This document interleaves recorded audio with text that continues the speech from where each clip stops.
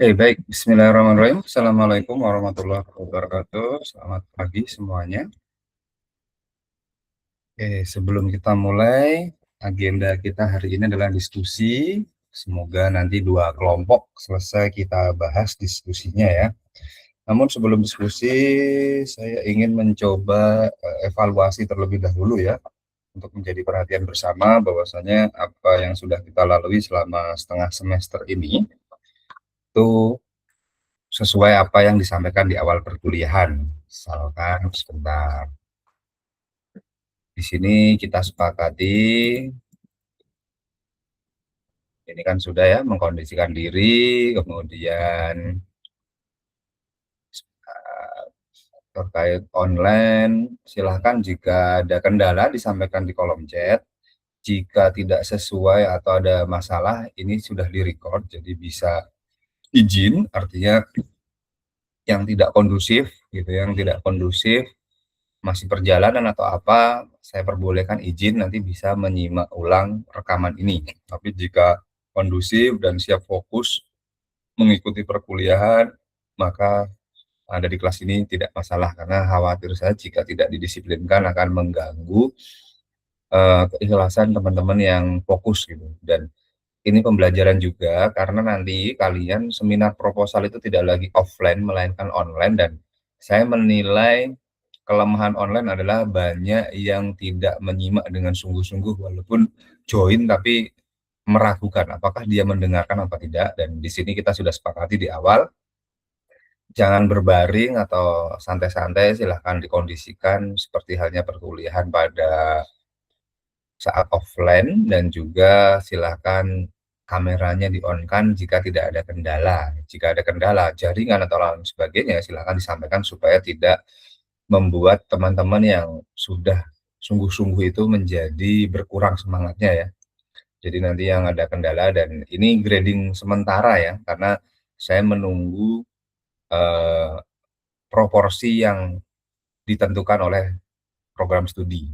Tapi terlepas dari proporsinya berapa, insya Allah penilaiannya akan sesuai dengan apa yang didemonstrasikan oleh masing-masing peserta didik di dalam kelas, gitu ya. Kemudian ini juga sama untuk sakit, kita sudah sepakati, berbeda dengan kebijakan dosen lain mungkin, karena saya lebih memilih mempercayai teman sekelas, sehingga jika ada izin atau sakit silakan mencari 1 orang dan 2 orang selain koordinator yang menjamin bahwasanya kalian benar-benar izin dan sakit. Jadi menunjukkan bukti apa itu surat dokter, obat dan lain sebagainya, itu berlaku bagi teman kalian yang mau menjamin. Tapi bagi saya lebih mempercayai siapa yang menjamin gitu. Karena sistem ini lebih menenangkan gitu.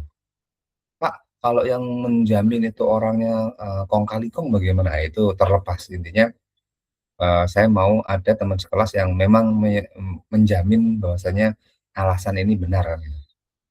Oke, kemudian ini beberapa kelompok tadi saya coba cek ya, harusnya kan 1 pekan setelah presentasi, mengumpulkan hasil presentasi dan diskusi di dalam draft atau dikumpulkan Fiora. Nanti kita coba lihat kelompok berapa saja yang belum ada, yang belum lengkap, maka kita coba periksa satu persatu, yang kemungkinan harusnya harusnya ya sebentar, harusnya sampai dengan kelompok yang sebelum 3 orang itu sudah ada ya. Sebentar, ini Senin, kita cek. Harusnya jika melihat dari data yang ada, harusnya sampai dengan kelompok 4 lah ya, 5 itu kan sudah presentasi tanggal 6, harusnya 1 pekan ya. Karena untuk kelompok 6, 7, 8 kan memang baru presentasi, jadi saya maklumi, nanti kita cek 1 sampai 5 apakah sudah lengkap dan apakah ada ini ya, review pertanyaannya. Kalau saya melihat catatannya ya, nanti jika ada kesalahan silahkan konfirmasi. Kelompok 1 tercatat tidak ada review, kelompok 2 ada memberikan, 3, 4, 5 tidak memberikan review gitu kan. Kelompok 6 ada, 7 tidak, 8 ada. Nah, itu catatan yang ada di saya seperti itu. Kemudian untuk evaluasi, ini saya sampaikan sekaligus ya lembar yang saya catat ini, overall beberapa seragam yang saya notice adalah pertama UB Code atau seragam alma mater, ada yang batik kombinasi hitam, ada yang ini nanti dibuktikan dengan dokumentasi kelas ya jika tidak percaya, dan itu sudah bagus. Kemudian catatan lagi, ada yang menggunakan kertas, ada yang tidak, ada yang lantang kan gitu. Ada yang beberapa kelompok itu masih jeda e-nya itu terlalu sering ya, kan gitu. Ada yang kurang latihan sehingga nilainya tidak maksimal gitu. Ada yang suaranya itu lirih, kalem, pelan. Ada yang saat presentasi sakit namun sudah menggantinya atau menunjukkan kemampuannya dalam menyampaikan hasil belajarnya di kelompok lainnya. Ada yang presentasinya kurang pede atau kurang latihan, padahal saya sudah letakkan di Google Classroom ya, tugas. Sebentar, kita coba cek tugasnya. Yang jarang melihat Google Classroom ya, itu dilihat karena itu adalah penyampaian bahan-bahan. Saya tidak share di kelas, sudah terlihat ya. Coba kita lihat, apa sih yang saya share di sana. Kita coba cek, presentasilah yang baik. Itu kan kalau tidak salah tugas ya. Jadi tugas untuk mempresentasikan dengan baik. Gitu. Wait, kita lihat CS. Bentar, mana presentasilah dengan baik.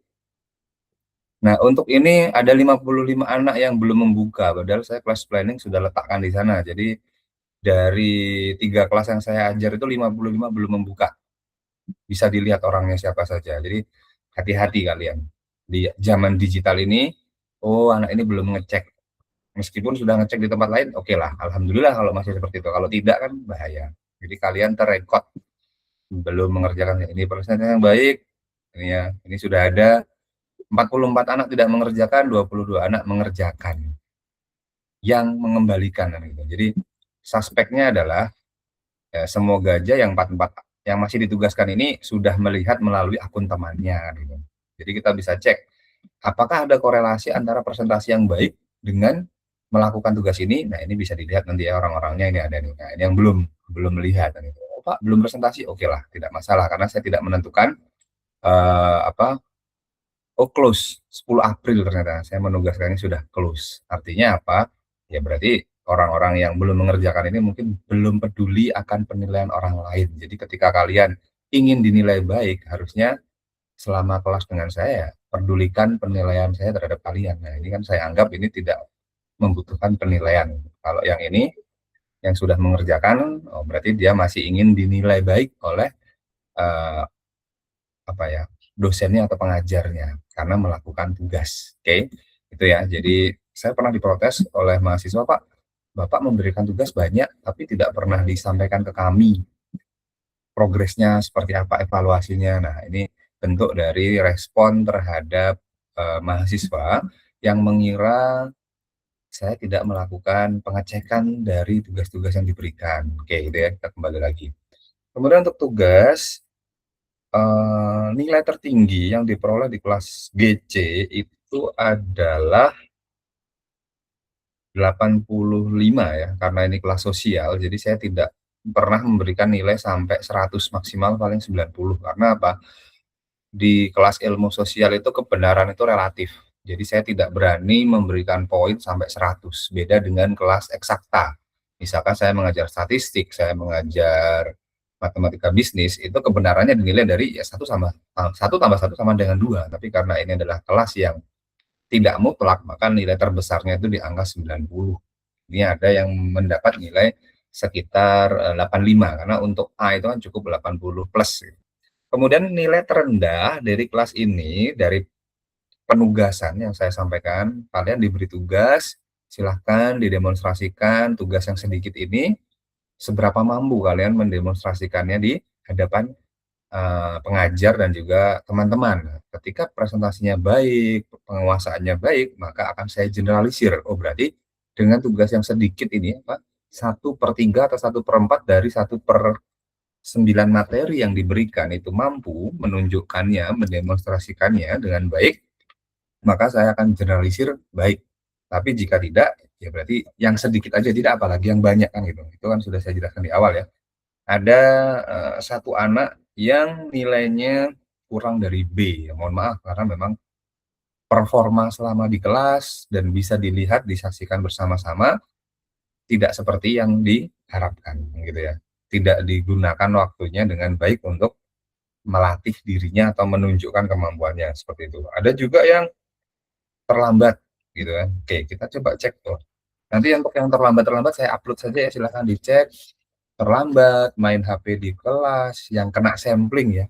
Kemudian, karena di awal kalau tidak salah kan ada ya tadi ya, put your gadget in the desktop.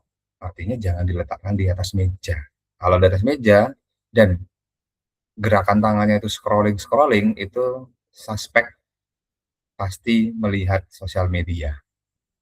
90% lah saya yakin tuh melihat sosial media. Contohnya kita sepakati di sini, sebentar. Kalau masih ingat ini PPT juga sudah saya share di Google Classroom ya. Put the gadget on the desk. Kalau ada desk-nya, kalau tidak ada desk atau laci atau drawer, maka, silahkan diletakkan di dalam ini. Bagi yang menggunakan gadget untuk mencatat, beda ya, mencatat itu kan aktivitasnya bukan gerak-gerak seperti ini, jadi itu masih saya perbolehkan. Oke, jadi, ada beberapa kelas yang saya tindak langsung di kelas, apa yang Anda lakukan dengan HP saat di kelas, ketika itu scrolling, ada kelas yang saya minta untuk mengumpulkan di depan kelas handphonenya, selama sisa perkuliahan. Jadi itu, kemudian beberapa ada yang masih menggunakan slang language ketika presentasi. Contohnya yang saya tangkap, "Dia itu tuh," gitu, "bisa jelasin," gitu. Kemudian apalagi ya contohnya yang jadi bahasa-bahasa yang saya rasa itu kurang cocok digunakan untuk presentasi apalagi di momen yang formal. "Emang oke, nggak gitu, aku," kayak gitu. "Ngebuat, nebak, nggak bisa." Itu jadi, loh ini presentasi, ini kelas yang harusnya belajar menyampaikan dengan bahasa-bahasa yang formal, bukan dengan bahasa yang gaul gitu. Jadi tolong dikondisikan kita berada di forum ilmiah, bahasanya seperti itu, sehingga gunakan, pilihlah gitu. Karena ada sebuah pepatah mengatakan likulli maqalin maqamun wa likulli maqalin maqam likulli maqamin maqalun. Artinya adalah setiap tempat itu ada bahasanya, ada tata bahasanya dan setiap tata bahasa, setiap ucapan ada tempatnya.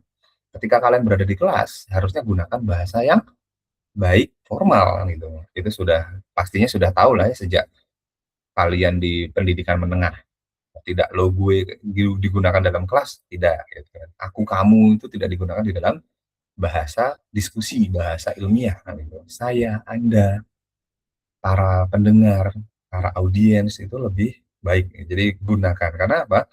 Khawatir saya generasi kalian ketika nanti wawancara dalam kondisi yang formal dengan calon pimpinan, calon atasan menggunakan bahasa yang kurang baik, kurang tepat, kurang belum bisa memilah-milah mana bahasa yang baik digunakan untuk pergaulan dan mana bahasa yang kurang baik digunakan untuk sesi presentasi atau lain sebagainya, dan ini masih di kelas ya. Saya kadang-kadang menemukan mereka masih menggunakan bahasa informal di ruang ujian. Nah, itu kan berarti selama perkuliahan, selama sekolah tidak dijelaskan ilmu komunikasi dasar untuk memilih mana tata bahasa yang baik untuk ujian kan gitu.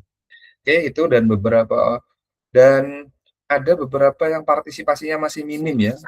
Saya sebut nama atau tidak perlu, artinya minim kenapa? Ya dia tidak bertanya, dia tidak menjawab pertanyaan, tidak mau menjadi moderator, tidak ada ini, jadi nilainya nanti akan kecil.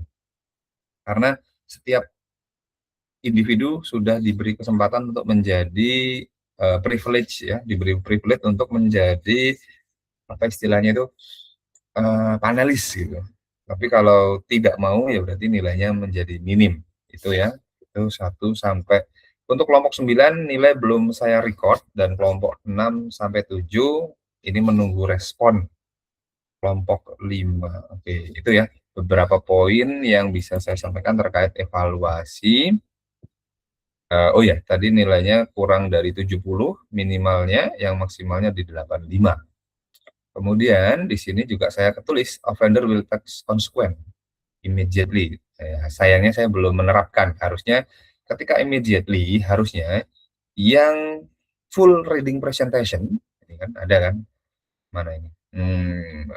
Do not fully reading presentation. Yang presentasinya itu membaca teks seperti halnya robot, harusnya saya tegur, saya stop. Tapi saat itu tidak saya stop. Jadi mohon kalian jadikan itu pelajaran. Oke. Kemudian yang bergemetar, presentasinya terbata-bata, selama dia masih berusaha, itu lebih saya hargai daripada dia membaca tanpa merasa bersalah. Artinya ya sudah, performanya seperti itu. Tapi kalau masih ada usaha, masih ada keinginan untuk mampu, itu masih saya nilai lebih ya. Ini beberapa analis sudah jalan ya Fiora ya terkait ini ya. Mana Fiora? Halo Fiora. Betul ya? Sudah. Jalan ya.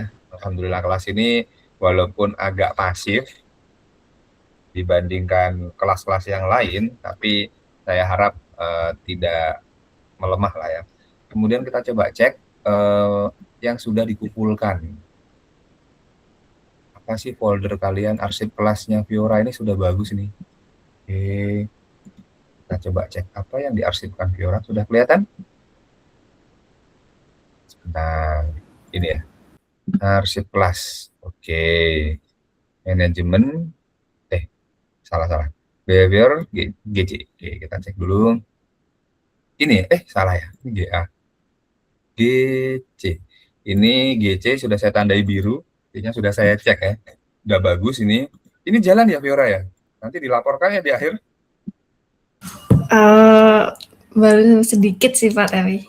Ya nggak apa-apa, yang penting kan nanti jalan, dilaporkan ke stakeholdernya, perolehan berapa, tersalurkan kemana, membantu kemanusiaan apa gitu ya. Jangan membantu rumah ibadah, tapi membantu bencana atau kegiatan kemanusiaan lah ya. Oke, kita coba cek. Kalau ini modelnya berarti gelondongan, nah ini kelompok 2, sudah. Kita coba cek, nanti akan saya cek ya, apakah sudah sesuai, notulensinya sudah masuk atau belum. Nah, ini silahkan digunakan untuk belajar bagi kalian. Oh iya, ini siapa? Kia, penanggung jawabnya Kia ya. Kia ini sudah ditambahkan tambahan bahasan dari saya atau masih murni punya kalian jawabannya?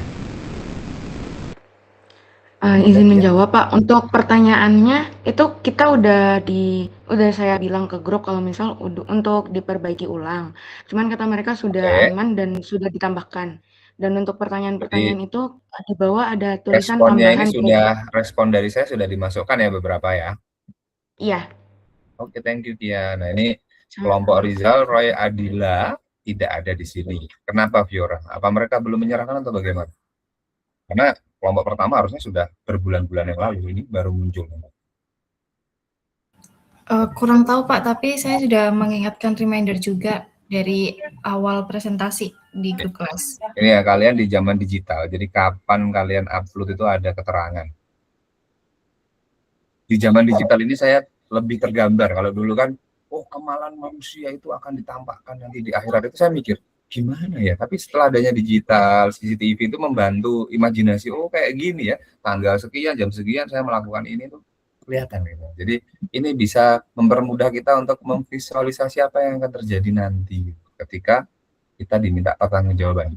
Ini enaknya digital. Oke, kita coba cek ya. Satu, sudah. Oke, saya harap kelompok yang lainnya juga sama, jawaban-jawabannya nanti ditambahkan, karena bisa jadi soal ujian kalian akan muncul dari diskusi-diskusi harian, jadi terukur gitu, bisa jadi ya.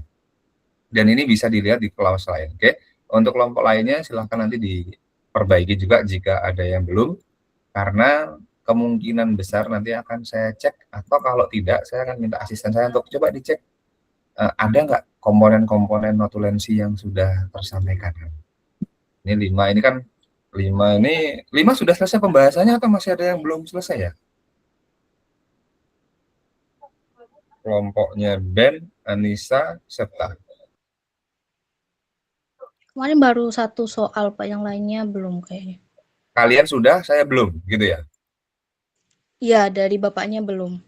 Oke, baik. Jadi kita sudah. Oke, thank you. Berarti kita akan mulai di 5, saya bahas dulu, baru nanti saya serahkan ke 6 untuk menjawab, dan akan saya lanjut. Begitu juga 7 dan 8. Semoga 5, 6 selesai di hari ini, 7, ya kalau waktunya cukup ya. Kemudian untuk presensi, ini ada word view yang menurut saya unik ya ini. Nanti kita bahas offline aja lah. Dan ada beberapa yang saya tandai ya. Saya penasaran ingin diskusi tentang word view, karena melihat jawabannya ini kok ada yang bukan word view tapi moto hidup. Itu yang tadi kita bahas. Oke, untuk pertama kelompok 5. Kelompok 5 sudah ada linknya belum? Mana? Ini ya? Ini ya Fiora ya? Kelihatan ya? Iya, Pak. Oh, bukan di Canva tapi di sini. Baiklah.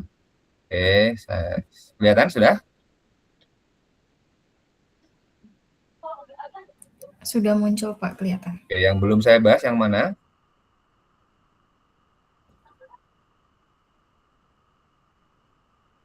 Yang dari nomor 1, tapi tadi yang nomor 3 atau 4 gitu udah, Pak. Oh, Nomor oke. 1. Ya sudah, nanti tolong dibantu. Oke, sebelum sana itu ya, ada yang bertanya terkait evaluasinya? Itu evaluasinya semoga menjadi perbaikan ke depan. Sebelum lanjut, oke, saya baca presensi terlebih dahulu. Silahkan on cam dan resetnya digunakan untuk menentukan. Ini belum ada yang izin off cam ya, berarti nanti saya berikan wewenang kepada Fiora untuk remove yang sekiranya mengganggu ini ya, keikhlasan teman-teman kalian. Kalau ada kendala sampaikan kendalanya. Mana? Fiora nama depannya siapa Fiora? Fiora Aura Nisa. Oke. Saya jadikan co-host. Kamu bisa membuat teman-teman yang tidak ada konfirmasi dan dia off cam tanpa ada konfirmasi boleh di remove dari meeting supaya tidak mengganggu keikhlasan teman-teman yang sudah fokus. Oke, oh iya ya. Oh iya ya, ini nih, saya lupa, ada weekly question. Kita berpikir sebentar, mana ini weekly questionnya? Weekly question 5. Silakan diisi. Jadi yang mengisi di saat waktunya berarti dia ada di kelas ini. Jadi tidak saya panggil, tapi silahkan mengisi, berarti dia mendengarkan atau menyimak kegiatan. Oke, sebentar. Itu aja ya. Waktu mengisinya sambil saya panggil. Jadi saya panggil, saya cek, silahkan mengisi. Nanti mengisi itu berpikir, berarti dipanggil orangnya ada. Sebentar, aktifkan raise hand-nya supaya kelihatan langsung orang-orangnya. Oke, Fiora tolong dibuka aksesnya, bisa? Oke, 5. Sudah, Pak, sudah dibuka. Thank you. Nah, di sini hati-hati karena menurut Maxim Liges, orang yang mudah bosan itu akalnya masih tumpul. Jadi semoga yang ada di kelas ini tidak mudah bosan ya, karena menurut Maxim Liges, a dull man gets bored easily. Jadi kalau kalian mudah bosan, berarti pikiran kalian itu masih belum tajam, masih tumpul. Hati-hati. Sedangkan curious mind menurut beliau expand forever, selalu penasaran, selalu ingin mencari tahu sesuatu hal. Oke, itu dikasih bahwasanya pikiran kalian itu sudah mahasiswa, sudah pendidikan tinggi kan gitu. Kemudian ilmu. Nah, untuk ilmu langsung saja ya, ada beberapa pendapat ketika saya tanya di kelas, saya memilih ilmu itu harusnya reflektif dari nilai yang diperoleh. Kalau ditanya apakah nilai itu karena kebaikan pengajar atau nilai itu refleksi dari kemampuan kalian? Itu silahkan ditanyakan. Kalian itu pendapat nilai karena kebaikan pengajar atau karena refleksi dari kemampuan kalian belajar. Kalau menurut Adam Smith, tidak ada orang jualan daging itu karena kebaikan penjual daging, karena memang dia mencari motif keuntungan kan ya. Oke, untuk ilmu maka pertanyaannya adalah apa target nilai mata kuliah ini? Oke, jika sudah diperoleh, untuk apa nilai itu? Apakah untuk dibanggakan ke orang tua, untuk dijadikan apa silahkan nanti contohnya ya. Oke, 1 sampai 7 silahkan dipilih berapa target nilai kalian. Oke, sudah? dicatat ya, nanti silakan diisikan. Contoh isiannya seperti ini, saya memasukkan signifikansi atau level significance. Dalam statistik kita tahu berapa persen Anda yakin. Oke, kemudian untuk apa? Untuk apa jika sudah didapat ya, bukan untuk apa diperoleh, tapi kalau sudah diperoleh, misalkan udah dapat A, kalau udah A untuk apa sih? Bukan kenapa pengen A, bukan ya. Jadi untuk apa? Untuk dibanggakan, untuk dijumawakan, atau untuk dijadikan refleksi diri atau lain sebagainya. Silakan ya. Silakan waktunya sampai selesai saya panggil per 3 orang. Adi Septa Huberta, silakan raise hand. Bling, bling, bling. Oke, bentar. Saya kok nggak kelihatan. Sebentar. Ini melihatnya di mana? Adi Rizky. Oke, turunkan Adi Rizky. Huberta tidak ada.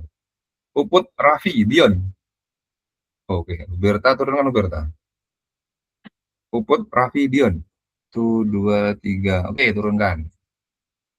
Ayo, segera diisi waktunya cepat. Rafli Nadinda Adila. Satu aja nih.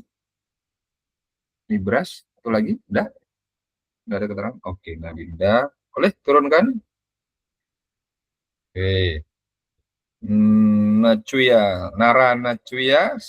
Saskia Cia.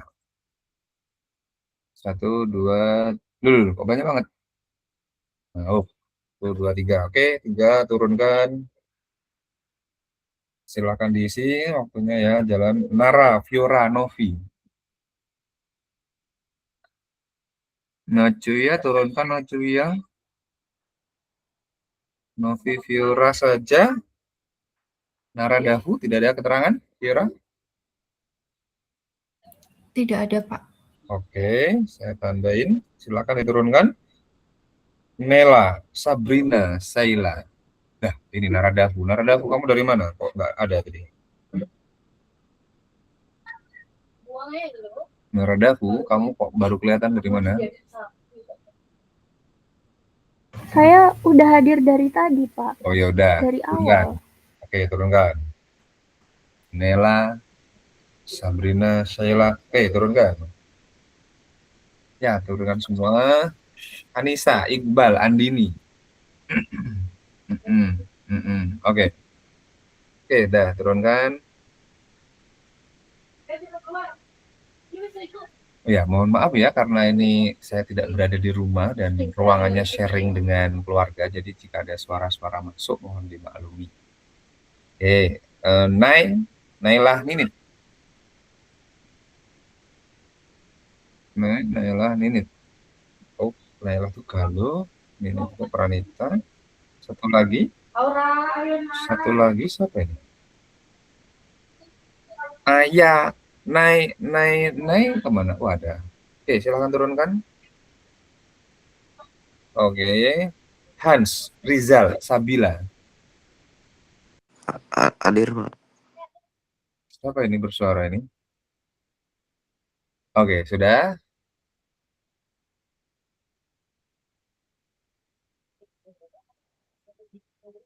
Oke, turunkan, sudah. Kemudian Winly Hafizah Roy.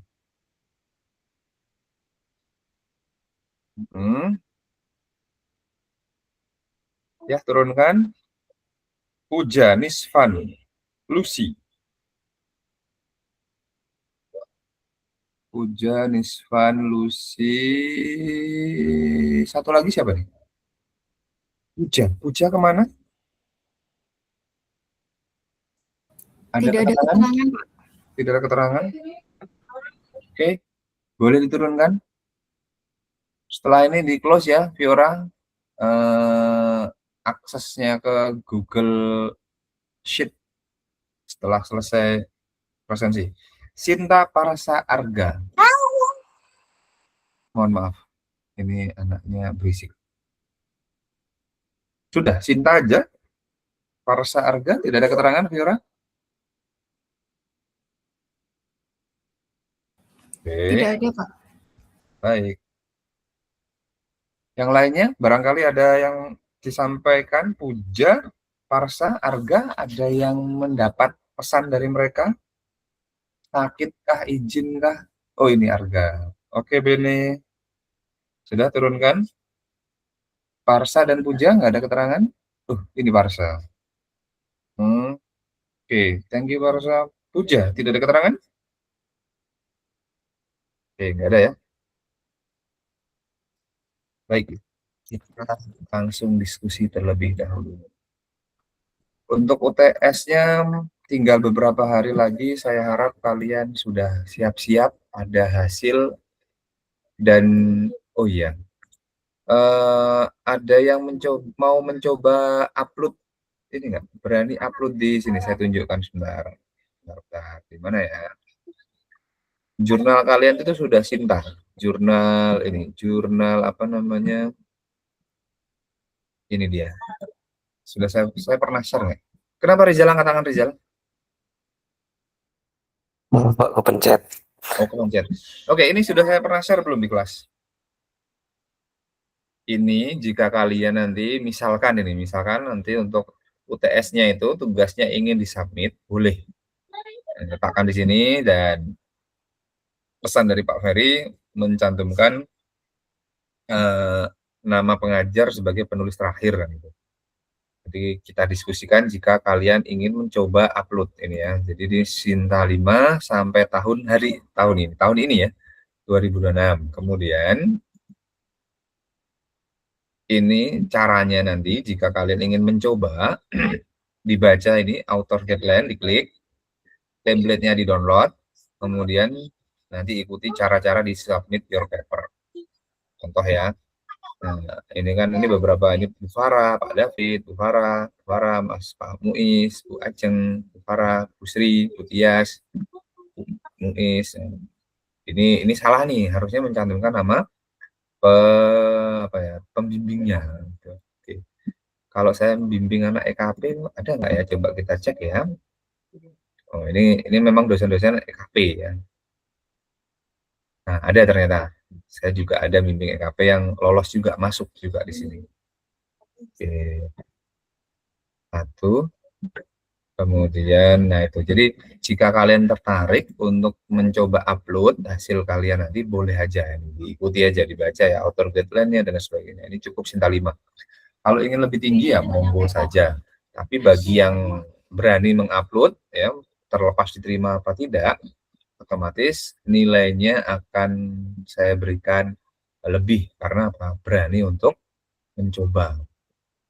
Berani untuk mencoba atau berani untuk mengikuti sebuah standar yang lebih tinggi. Jadi mengencourage mahasiswa untuk berpartisipasi. Toh tugas yang kita lakukan di kelas kita ini memang tergolong masih jarang atau baru ya. Keilmuannya masih baru, sehingga sangat memungkinkan untuk sumbangsih kita di jurnal tersebut. Oke, itu. Oke, ini ya. Kita ke Riza. Ini belum ya, kelompok 5 ini ada siapa sih? Sebentar. Kelompok 5. Ya, apa? Anissa. Benar ya, Anissa? Ini belum ya? Halo Anissa. Cek Anissa. Ada Anissa di sini?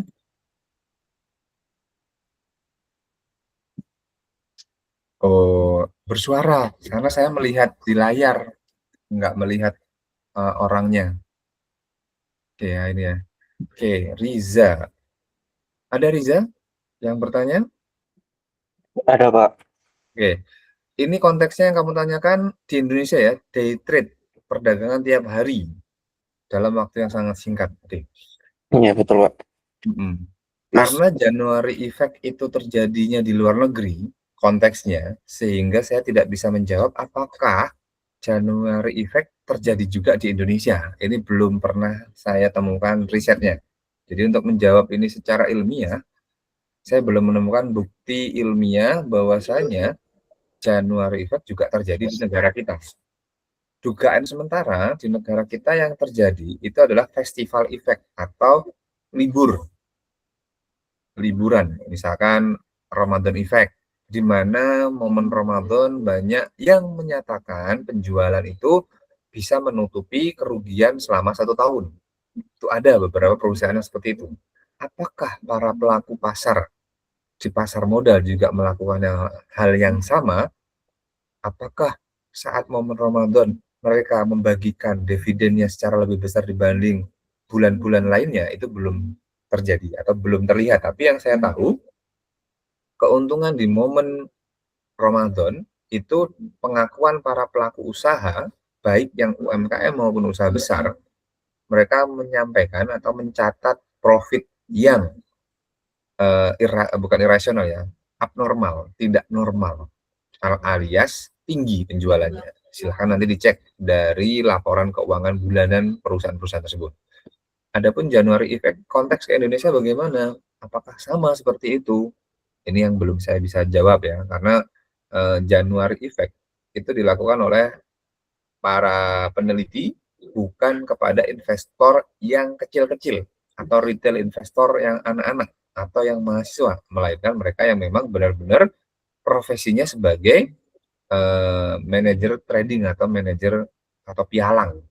Kalau mahasiswa melakukan perdagangan tiap hari itu apakah bisa disebut suatu pekerjaan, apa sebuah profesi? Saya ragu itu. Karena apa?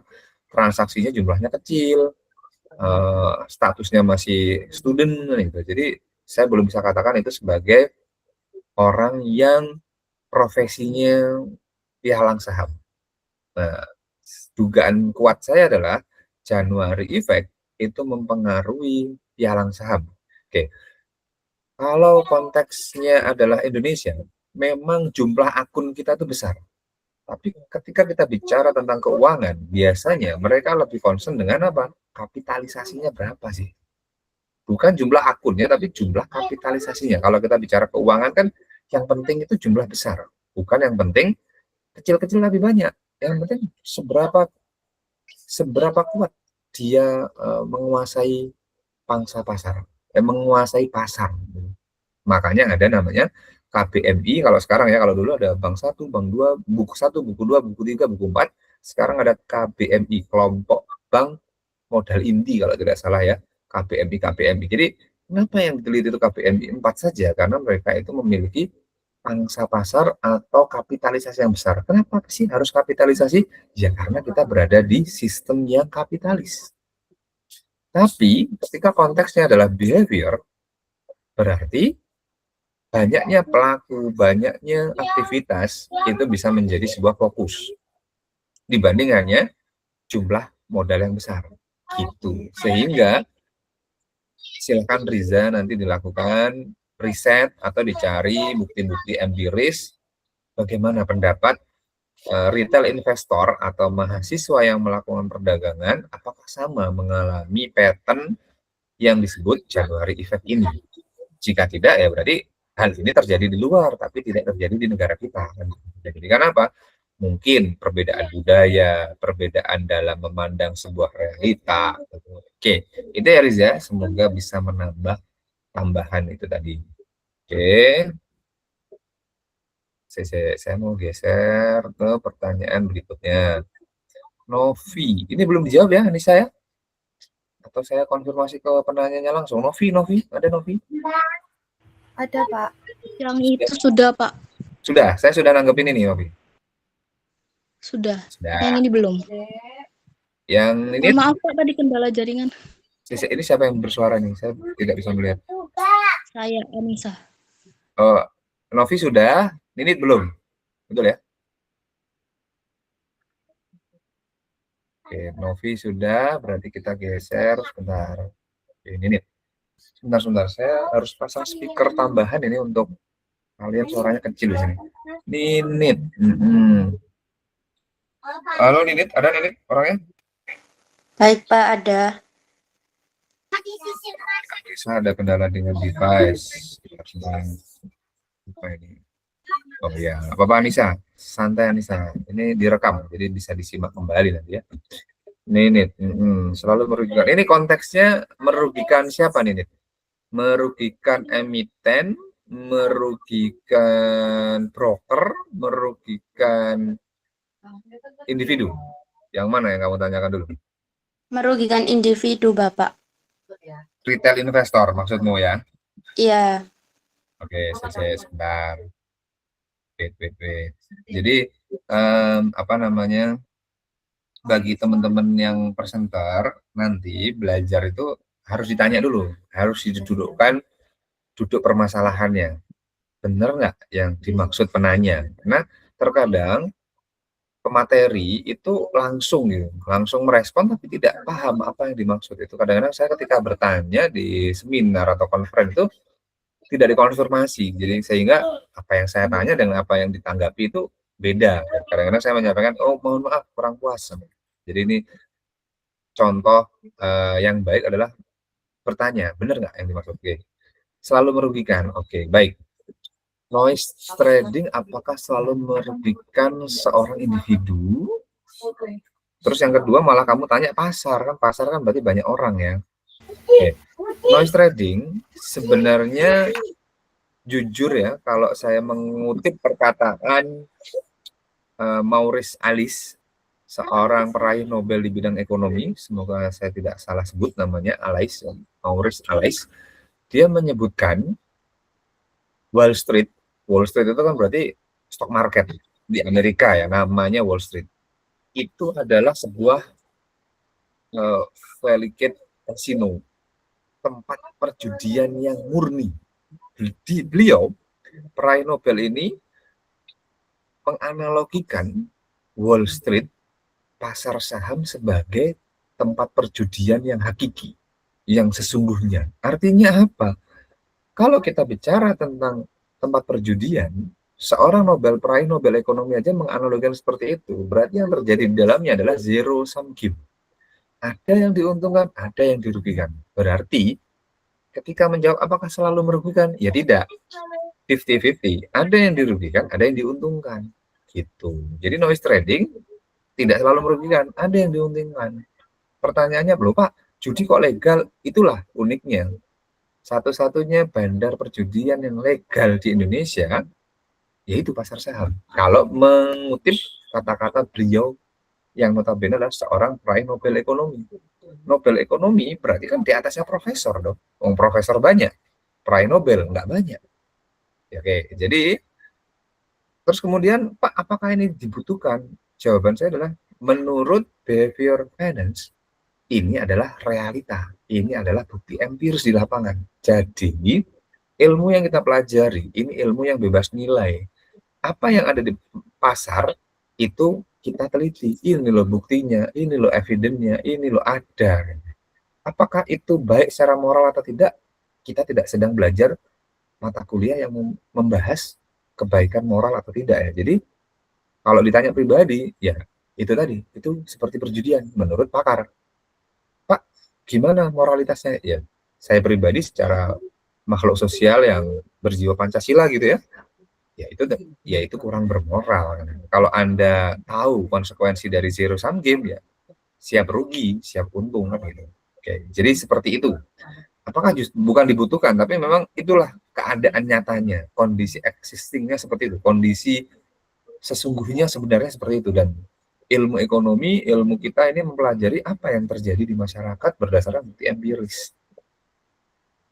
Kecuali kita berada di sistem yang memang mengatur untuk sedemikian rupa. Karena sistem ekonomi itu kan sistem ekonomi pasar bebas. Ya kan?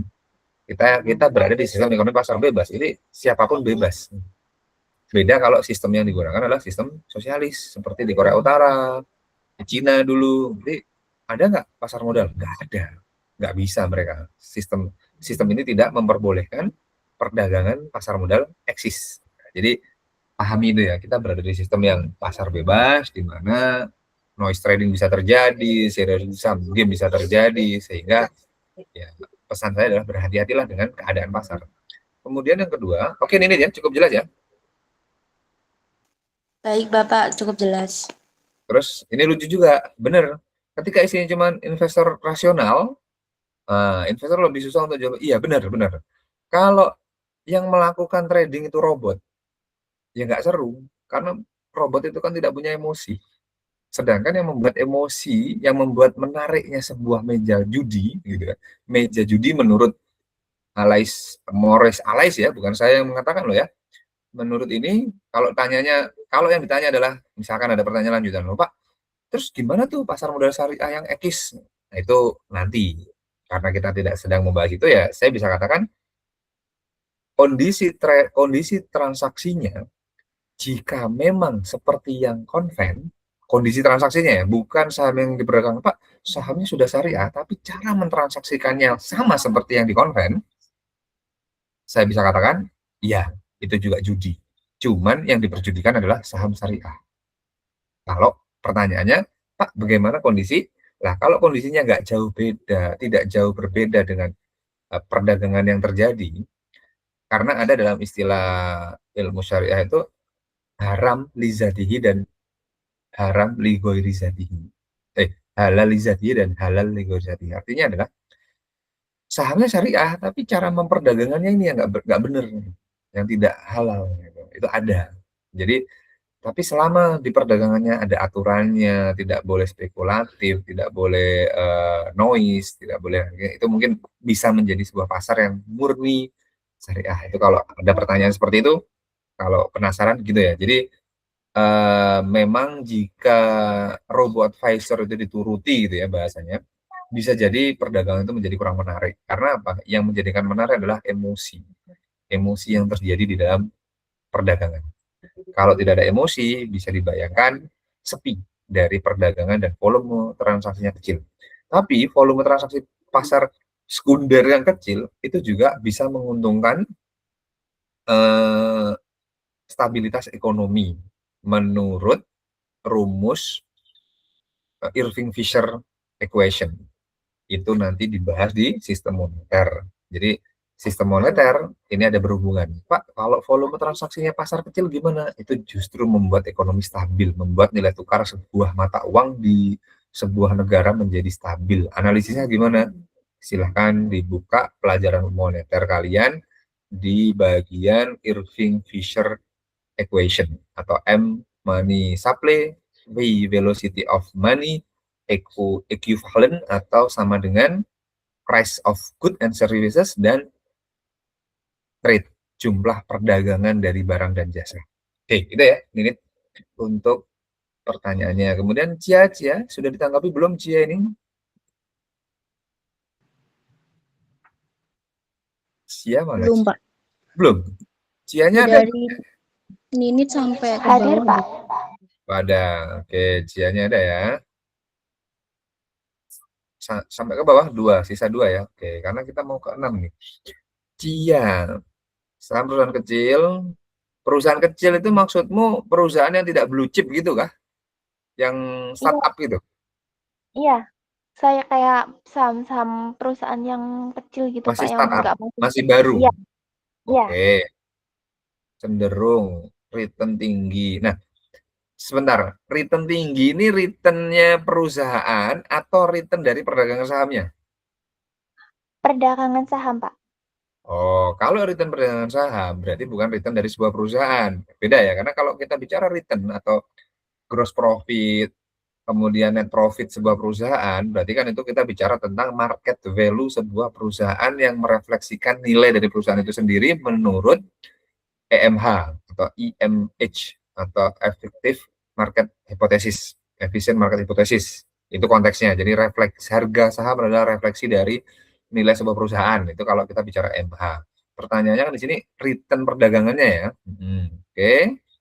Cenderung bukan return bagi investor di akhir tahun, namun sudah diketahui dari berulang tahun mengapa tidak maksudnya mengantisipasi ini, maksudnya gimana?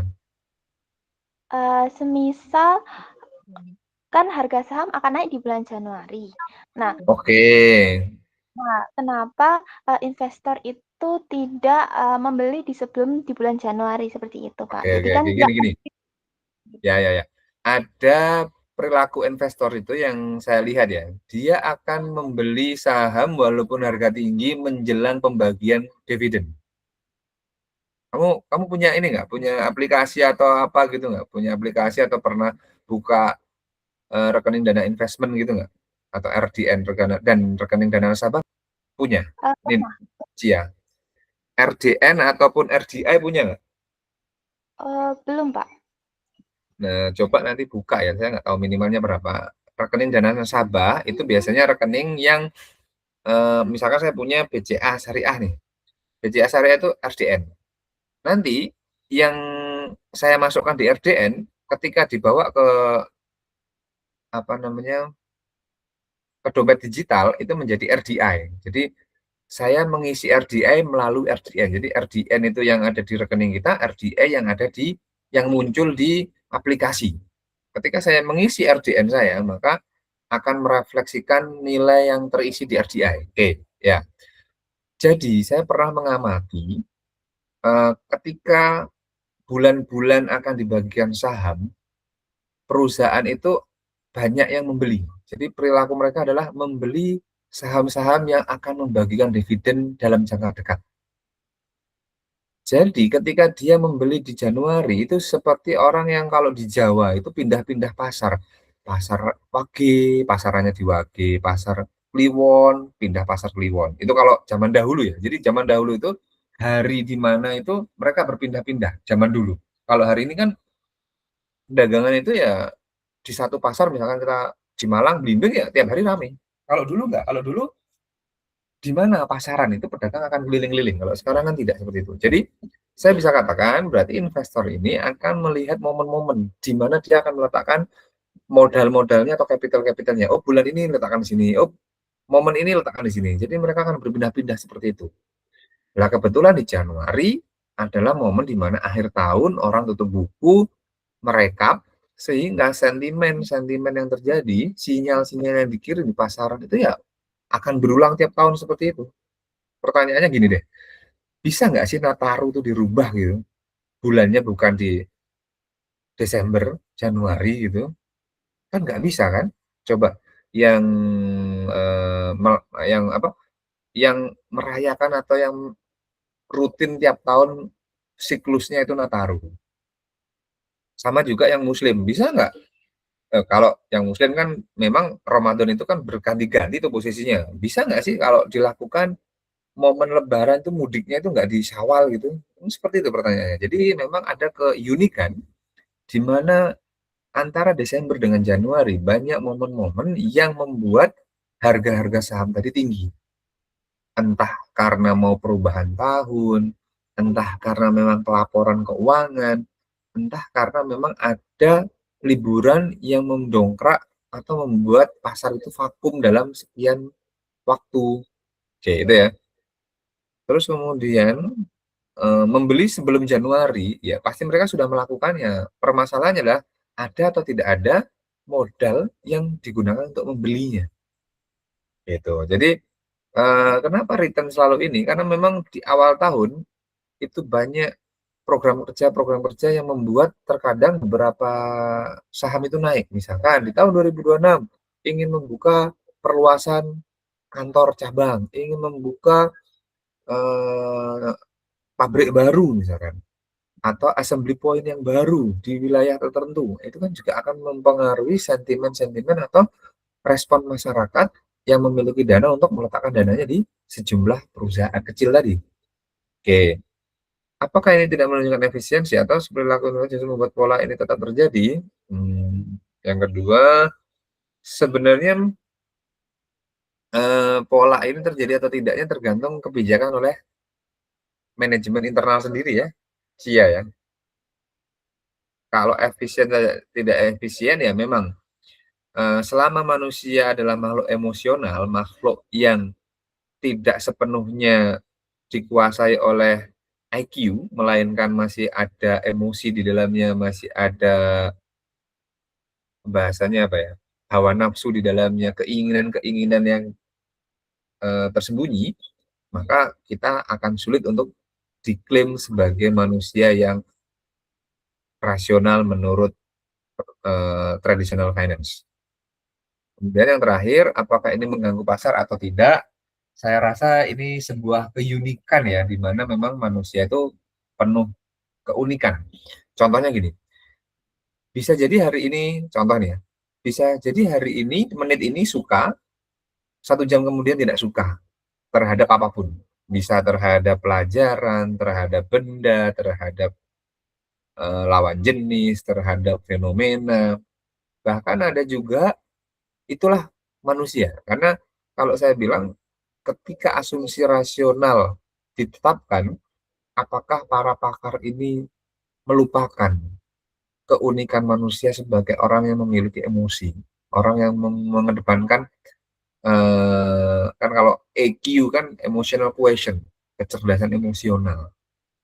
Jadi saya rasa ketika manusia hilang emosional, bahkan ada satu film yang mencoba membuat kecerdasan emosional dan gagal, kalau tidak salah nama filmnya Grateful ya. Ketika kecerdasan itu dapat dibuat artifisial, ternyata emosi belum berhasil dibuat artificial emotionnya. Berarti itu kan memang belum ada dan belum berhasil. Adapun intelijensi itu memungkinkan untuk diartifisialkan, tapi emosi ternyata belum bisa karena manusia penuh dengan emosional. Kalau kalian menemukan manusia tidak emosional seperti yang dijelaskan oleh kelompok berapa itu, kelompok yang brain itu kan, ternyata dia pintar tapi emosinya nggak ada karena bagian otak yang mengatur emosi itu sedang rusak gitu, kena benda apa ya, kena benda tajam kalau salah yang di ini ya, emotional foundation di kelompoknya Hafizah. Jadi apakah ini mengganggu pasar atau tidak? Menurut perspektif behavior science, ya begitulah keadaannya harusnya manusia. Tapi menurut perspektif yang menganggap manusia itu harus rasional berdasarkan asumsi mereka, ya itu dianggap mengganggu. Begitu. Tergantung bagaimana Cia memandangnya atau bagaimana seseorang itu mempersepsikan sebuah permasalahan. Gitu ya Cia? Cukup jelas ya? Ada sanggahan? Cukup Pak, terima kasih. Ya ibaratnya contohnya ginilah. Mohon maaf nih, kalau di kita ini kan masih ada moral ya. Ketika kalian melakukan adegan asusila di jalan-jalan, itu saya rasa masih ditegur oleh masyarakat. Tapi kalau kalian melakukan adegan itu di negara orang yang memang hal itu wajar, ya dibiarkan. Jadi seperti itulah anomali dan tidak. Ketika seseorang itu menganggap ilmunya, mohon maaf ya, hanya EMH, ya sudah, oh ini anomali gitu. Tapi ketika kita sudah mempelajari behavior, ya sudah, itulah uniqueness manusia dan itulah empirical evidence yang terjadi. Sehingga ya udah kita pelajari saja. Kita jadikan sebagai bukti empiris bahwasanya memang manusia tidak bisa rasional seperti asumsi-asumsi yang dibangun gitu. Oke, gitu ya. Andini ada Andini? Ada Pak. Oke, ada kita ke Andini sebentar. Ada izin apa lagi? Hilang. Oke, Rafli tiba-tiba hilang. Oke, baik. Yang penting tercatat ya. Setelah ini kelompok 6 siap-siap ya. Andini. Apakah Oke, pertama, apakah keputusan menahan diri lebih rasional? Ini kembali lagi Andini ya. Ketika persepsi rasional adalah rasional yang EMH atau efficient market hypothesis, maka menahan diri bisa menjadi sebuah rasional. Namun ternyata manusia biasanya tidak bisa rasional, makanya dia akan tetap ikut, gitu. Akan tetap tidak bisa menahan diri, alias mengambil sebuah keputusan. Oke, itu yang pertama. Kesalahan dengan waktu koreksi. Oke, pertanyaannya itu berarti kan, bentar. Oke, kalau hanya menahan diri terus akhirnya tidak ikut aktivitas, ya berarti kan itu juga rasional menurut dia. Bisa jadi dia adalah seseorang yang risk averse, yang mana memang tidak berani mengambil risiko di luar batas kemampuan risikonya. Gitu, oke. Idealnya memang menurut rasionalitas, menurut efficient market hypothesis, harusnya kita memiliki banyak informasi dulu baru nyemplung. Masalahnya, apakah semua pelaku pasar mampu mendapatkan informasi? Apakah semua informasi dapat diperoleh dengan cuma-cuma? Gitu. Contoh, dulu ketika saya membeli saham BSI, BRIS, jujur itu saya tahu akan ada BRI Syariah, BNI Syariah, Bank Mandiri Syariah itu akan gabung. Saya tahu. Cuman kapan kejadiannya saya tidak tahu. Ada wacana akan digabung. Kemudian singkat cerita, saya punya kenalan orang BSM saat itu ya. Bilang saya, itu Pak Erick Thohir mau segera merealisasikan merger antara 3 bank plat merah yang syariah untuk menjadi satu bank. Seketika itu juga, saya langsung membaca informasi itu sebagai, ayo, saya harus beli saham BRIS. Saham BRIS saya beli langsung saat itu.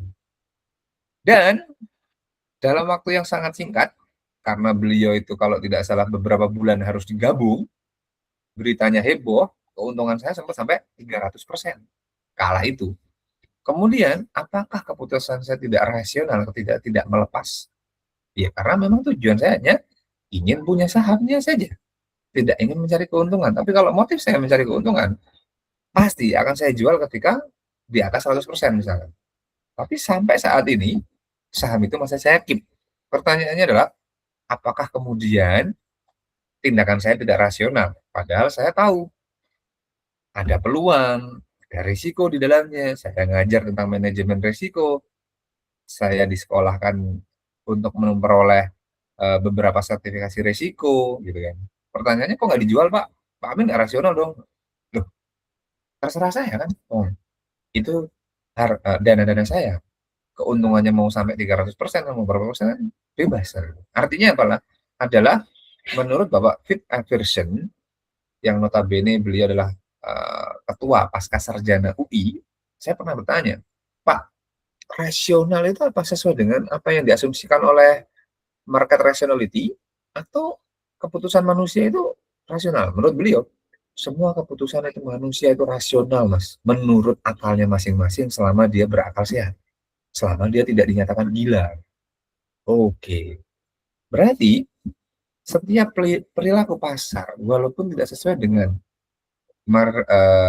rational market, rationality yang dibangun oleh para pakar, itu tetap rasional menurut individu tersebut. Karena setiap tindakan kita itu rasional. Manusia adalah makhluk yang rasional menurut perilakunya masing-masing. Walaupun perilakunya bertentangan dengan rasionalitas yang dibangun oleh pakar ekonomi. Gitu. Oke, itu ya Andini ya. Saya coba jelaskan sedikit mengenai apakah pasar kita itu apa ya bahasanya. Ini saya share sedikit tentang perkembangan ilmu pengetahuan supaya kalian tidak bingung. Sebenarnya yang kita teliti ini hal yang berangkat dari masyarakat atau sebuah perilaku yang dibangun dari doktrin-doktrin para ahli. Nah, ini pertanyaannya kan di situ. Oke, sebelum kita geser, saya ingin share satu hal yang menurut saya menarik untuk dibahas oleh siapapun juga yang belajar ekonomi. Sebentar. Oke, salah. Bentar ya. Oke. Oke, kelompok 6 silahkan bersiap-siap. Setelah ini saya berikan waktu kelompok 6 untuk menanggapi dan kemudian nanti saya akan menanggapi secara bergantian. Semoga selesai 2 kelompok 5 dan 6 ya. Bentar, share screen saya bentar ya. Oke.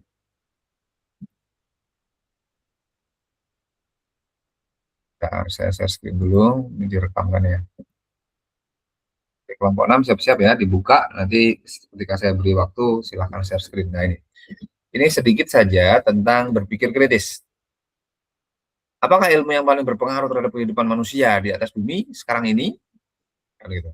Mengapa perkembangan mutakhir ilmu ini semakin jauh dari rumpun ilmu sosial dan justru semakin mendekati ilmu eksakta? Nah ini. Kemudian apakah kita akan terus membiarkan berbagai persoalan ekonomi hanya dengan solusi hitungan matematis semata? Ilmu apa sih? Ilmu ekonomi. Apakah ilmu ini yang sekarang banyak digunakan telah berhasil menyejahterakan kehidupan umat manusia? Benar nggak?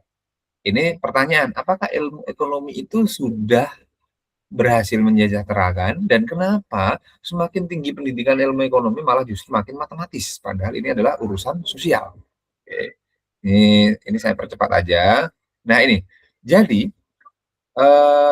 ternyata ilmu ekonomi itu tidak rasional. Tidak pure dari manusia. Oke, kita coba lihat ya.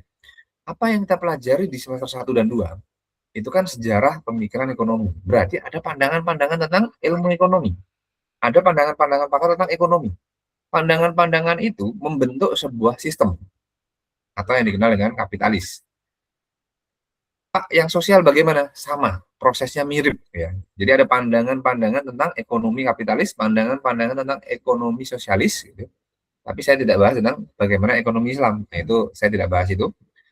Kemudian dari pandangan tadi membentuk sebuah kurikulum, membentuk sebuah panduan, membentuk sebuah buku.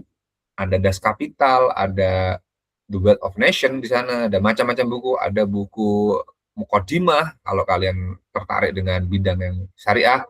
Nah, singkat cerita, buku ini mempengaruhi masyarakat dan membentuk pola perilaku masyarakat secara tidak sadar. Kemudian pola perilaku ini mengalami keteraturan, mengalami sebuah keteraturan. Kita digerakkan oleh doktrin-doktrin tadi secara tidak sadar.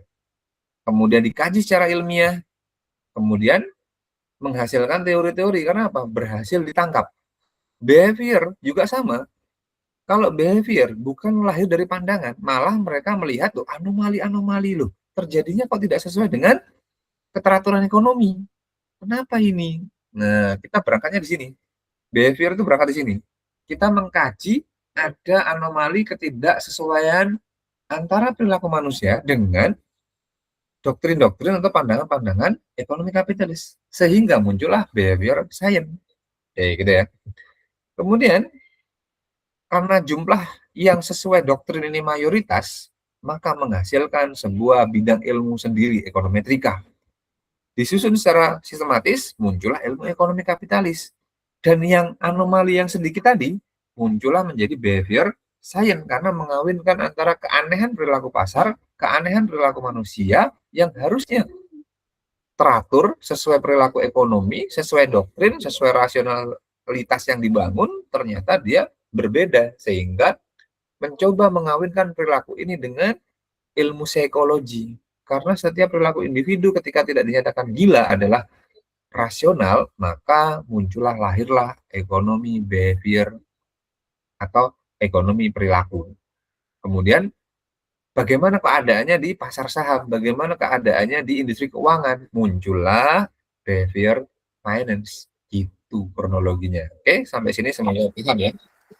Jadi seperti itulah perkembangan secara singkat. Kalau kalian sadar di semester 1-2 kalian belajar tentang pandangan-pandangan ekonomi, sejarah, pemikiran, dan itu. Kemudian perilakunya teratur, terus diteliti. Ternyata ada ketidakteraturan, ada anomali, ada hal-hal yang nyeleneh. Muncullah ilmu baru namanya ilmu behavior. Seperti itu penjelasan singkat bagaimana sebuah ilmu terbentuk. Semoga menjadi tambahan ya, supaya kalian lebih memahami bagaimana terbentuknya ilmu tersebut. Kemudian saya berikan ke kelompok 6, silahkan kelompok 6 untuk menanggapi terlebih dahulu pertanyaan yang masuk, baru nanti saya akan lanjutkan, dan selesai saya selanjutkan, kita juga akan cukupkan ya, semoga waktunya cukup. Silahkan kelompok 6. Novi, Cia, Andini, Ninit. Baik Bapak, saya izin share screen.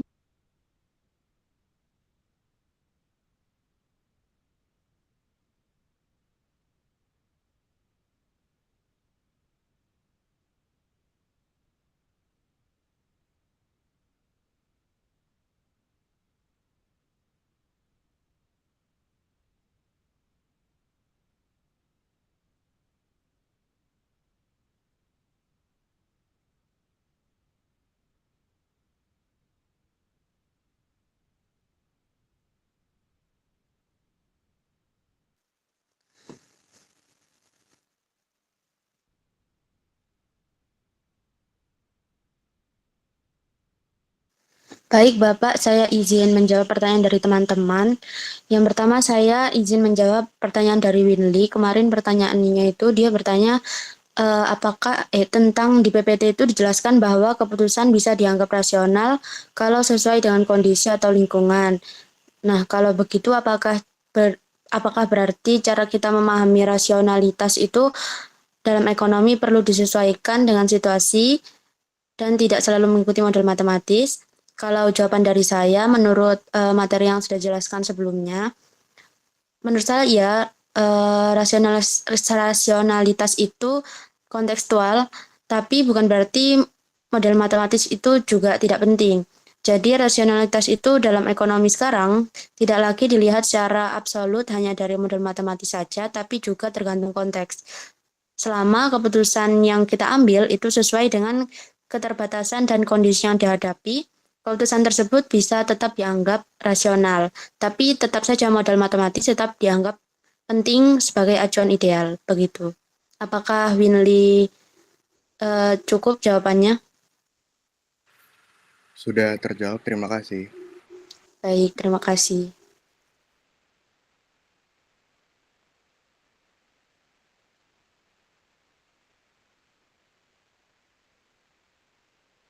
Selanjutnya izin menjawab pertanyaan dari Iqbal. Pertanyaannya yaitu dalam kondisi apa heuristik menjadi pilihan terbaik dibandingkan analisis rasional. Jadi heuristik itu sebenarnya seperti jalan pintas dalam berpikir. Nah, biasanya jadi pilihan terbaik kalau kita lagi di kondisi yang nggak memungkinkan buat mikir panjang. Contohnya, yang pertama lagi butuh keputusan yang cepat. Misalnya harga saham itu lagi naik turun drastis. Yang kedua, informasi yang kita punya itu terbatas. Dan yang ketiga, datanya itu terlalu banyak dan bikin bingung. Di kondisi kayak gitu biasanya kita pakai feeling atau pengalaman yang bisa lebih membantu daripada analisis yang terlalu detail tapi makan waktu yang cukup lama.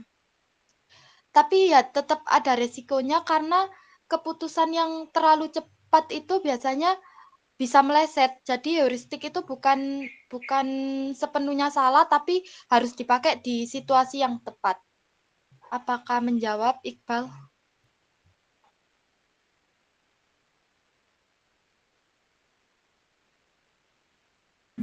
Oke, menjawab. Terima kasih, Cia.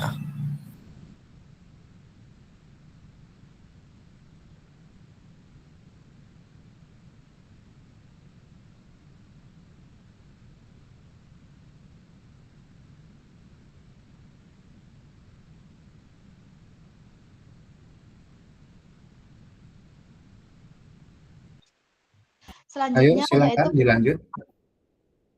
Baik, Pak. Selanjutnya yaitu pertanyaan dari Raffi. Seorang mahasiswa merasa lebih yakin berinvestasi pada perusahaan yang sering ia dengar namanya dibandingkan perusahaan yang tidak familiar, yang padahal bisa saja perusahaan yang tidak familiar itu menghasilkan keuntungan yang lebih. Mengapa hal ini bisa terjadi? Jadi biasanya mahasiswa itu cenderung lebih memilih perusahaan yang sering dia dengar karena mereka pasti mikirnya itu merasa lebih aman. Ibaratnya seperti kita disuruh milih antara dua brand. Satunya udah sering kita lihat di iklan, sedangkan satunya nggak pernah kita dengar. Nah, pasti yang kita pilih atau yang lebih condong itu pasti yang familiar itu. Nah, itu biasanya terjadi karena kita punya kecenderungan buat percaya sama hal yang udah dikenal tersebut. Walaupun sebenarnya belum tentu itu yang paling bagus. Tapi karena otak kita tuh pengen yang simple dan cepat, jadi nggak mau ribet kayak cari info lebih dalam, akhirnya langsung ambil keputusan berdasarkan yang penting kenal. Padahal faktanya perusahaan yang jarang terdengar itu bisa aja justru lebih bagus performanya, tapi karena kurang dikenal, jadi sering kayak ke-skip gitu. Apakah menjawab, Raffi? Baik, sudah menjawab. Terima kasih.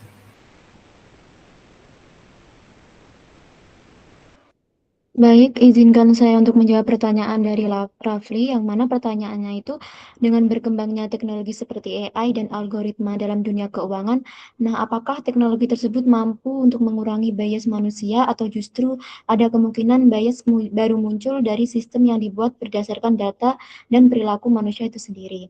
Nah, jadi dengan perkembangan teknologi seperti AI dan algoritma itu di dalam dunia keuangan memang berpotensi mengurangi bias manusia karena keputusan lebih berbasis data dan analisis statistik, sehingga tidak terlalu dipengaruhi oleh emosi, perspektif selektif, atau heuristik. Namun, pengurangan bias ini tidak sepenuhnya hilang karena AI tetap bergantung pada data historis dan pola perilaku manusia yang juga mengandung bias, sehingga teknologi ini justru dapat menciptakan bentuk bias baru. Apakah Rafli ada tanggapan lagi atas pertanyaannya? Oke, sudah cukup. Terima kasih. Baik. Baik, selanjutnya saya akan menjawab pertanyaan dari Nisvan dari kelompok 3. Pertanyaannya, jika semua keputusan dipengaruhi oleh heuristik dan bias, apakah pasar keuangan benar-benar bisa efisien seperti yang diasumsikan oleh teori klasik? Nah, jika semua orang itu di pasar keuangan mengambil keputusan menggunakan atau berdasarkan perasaan atau kebiasaan, maka mereka itu menjadi tidak rasional, sehingga harga saham atau aset itu tidak bisa sesuai dengan kondisi yang sebenarnya, bisa naik, bisa turun secara drastis. Nah, hal ini itu bertentangan dengan teori efisien market hypothesis yang menyatakan bahwa pasar itu harusnya efisien, di mana harga itu selalu mencerminkan informasi dan kondisi yang sebenarnya karena investor itu dianggap rasional. Nah, namun kenyataannya itu banyak investor yang dipengaruhi oleh emosi dan perilaku yang ikut-ikutan. Nah, seperti yang dijelaskan dalam behavioral finance sebelumnya, sehingga kondisi pasar yang sepenuhnya efisien menjadi sulit tercapai. Meskipun begitu, pasar itu tidak langsung menjadi kacau karena masih ada beberapa investor itu yang masih berpikir lebih rasional dan mampu melihat kesalahan harga, lalu melakukan tindakan yang membantu mengoreksi harga agar kembali mendekati nilai yang seharusnya. Oleh karena itu, pasar keuangan pada praktiknya tidak sepenuhnya efisien, tetapi juga tidak sepenuhnya tidak efisien, melainkan berada di posisi tengah atau relatif efisien. Apakah Nisvan menjawab? Oke, sudah cukup menjawab ya. Terima kasih ya, teman-teman kelompok 8.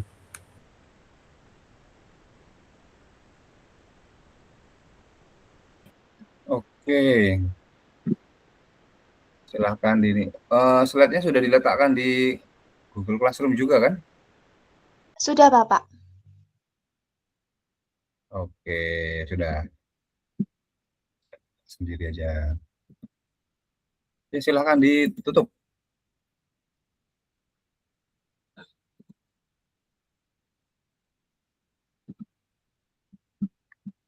Oke, sudah kelihatan ya share screen-nya.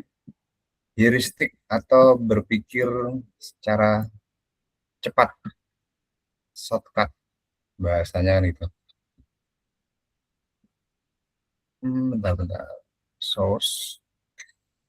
Bentar, oke, kita semoga cukup. Oke, udah kelihatan ya? Baik, Winly. Keputusan bisa operasional kalau sesuai dengan kondisi. Jika begitu, sebentar. Maksudnya gimana lah ya? Gimana nih Winly nih? Winly, ada Winly ya? Ada, Pak. Sebentar. Pertanyaan kamu,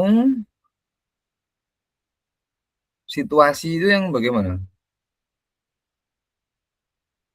Jadi pertanyaan saya, apakah arti rasional itu dalam konteks ekonomi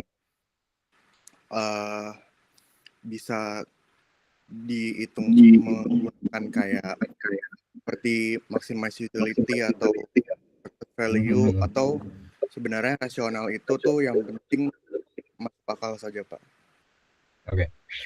Berarti ada kebingungan dari Winly tentang rasional ya. Oke. Tadi kan sudah saya jelaskan sedikit ya, Winly, tentang pandangan-pandangan ekonom kapitalis. Gitu ya. Karena kita hidup di zaman sistem ekonomi pasar bebas, maka standar rasional yang digunakan hari ini adalah rasional yang dibangun oleh para pakar. Contoh, ketika harga turun, secara rasional, menurut para pakar, kita akan membeli lebih banyak dibanding ketika harganya normal. Anggaplah harga normal itu X1. Kemudian harga itu turun menjadi X2 misalkan. Ini bisa saya coret-coret nggak ya? Bentar. Wait. Saya tak nyari tools untuk nyoret-nyoret. Ini ada bang ya. Adanya di PPT. Nggak bisa di sini ya. Oke, kalian coba bayangkan deh. Anggaplah ini kurva ya. Anggaplah ini kurva, kemudian X1 turun ke X2. P1 ke P2. P2 itu turun, lebih murah. Jika kita mengikuti kurva permintaan, ketika harga berubah, maka kurvanya kan gini. Jumlah barang diminta lebih besar. Itu rasional menurut menurut para pakar ekonom kapitalis. Clear ya di situ ya. Rasional itu jika turun, barang yang diminta naik. Anggaplah kita bicara ini mikro keadaannya. Berarti seseorang itu ketika harga turun, dia akan beli 2. Ketika harganya didiskon, orang akan beli 2. Oke, misalkan saya ke salah satu departemen store, beli 1 90.000, beli 2 180, dapat 3. Kalau saya orang rasional, saya akan memilih beli 2 dapat 3. Oke, clear ya? Itulah rasional menurut ilmu ekonomi yang melabeli dirinya sok paling rasional. Pertanyaannya, kan nggak semua orang itu memiliki dana, kena budget constraint. Nah, terus gimana dong kan gitu. Jadi ketika harga diturunkan, rasional menurut mereka adalah membeli lebih banyak. Oke, kita coba geser ke behavior. Apakah Winly, kelompok Cia, Novi, Andini, Ninit, ketika ada momen diskon, selalu membeli lebih banyak? Apakah selalu? Ya enggak Pak, lihat diskonnya, lihat barangnya, lihat harganya, lihat kemampuan dananya. Loh, berarti kan ketika kalian menjawab seperti itu, menurut ilmu rasionalitas, menurut konsep rasional versi efficient market hypothesis, kalian tidak rasional dong. Harusnya harga turun ya udah beli aja. Karena mereka menganggap ceteris paribus, di luar aspek harga dan aspek quantity demanded atau barang yang diminta itu tidak berpengaruh. Itu model matematis. Berarti model matematis yang kita bahas hari ini, yang berkembang sampai hari ini, menurut saya itu malah justru tidak sesuai realitas, walaupun sesuai rasionalitas pencetusnya. Clear ya? Artinya rasionalitas yang dibangun oleh mereka yang berpikiran rasional, yang merasa paling rasional, itu justru malah tidak realistis. Gitu.